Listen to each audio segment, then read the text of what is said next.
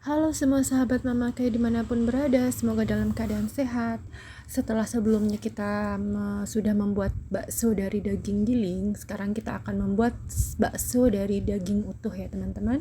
Ini adalah contoh daging kurban. Alhamdulillah saya dapat daging kurban.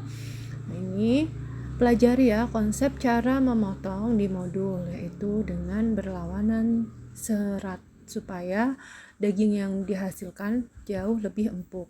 Nah, kalau sudah seperti ini, kita bisa timbang telur sebanyak 50 gram ya, atau sesuai dengan takaran resep. Teman-teman juga boleh menggunakan telur antero ya.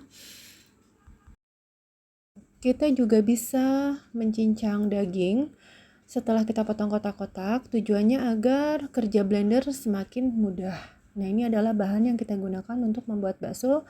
Resep lengkap ada di modul ya. Kita masukkan es batu di dasar blender. Saya pakai blender Philips ya teman-teman. Lalu kita masukkan sedikit demi sedikit dan biarkan blendernya bekerja.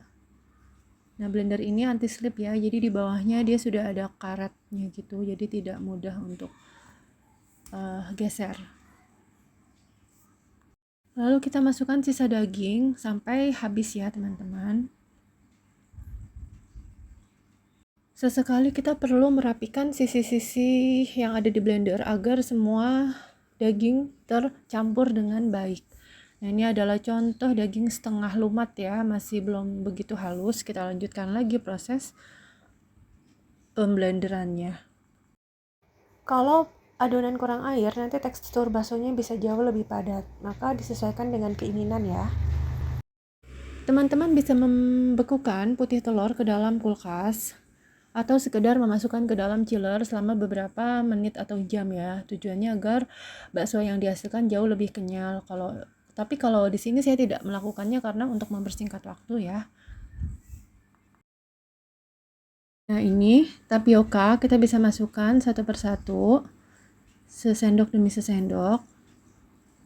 Dan jangan terlalu lama ya, agar adonan tidak bantet. Nah, ini hasil adonan yang sudah tergiling dengan baik. Kalau teman-teman mau bakso yang dihasilkan lebih halus, boleh lebih lama ya proses penggilingannya. Tetapi kalau saya dicukupkan sampai sini aja. Untuk membuat bakso konsepnya sama saja. Hanya saja untuk membuat bakso dengan daging utuh kita harus memblender lebih lama ya teman-teman agar permukaan baksonya halus. Nah, ini hasilnya, dan untuk total dari 350 gram daging sapi dihasilkan sekitar 580 gram ya. Terima kasih, selamat mencoba teman-teman.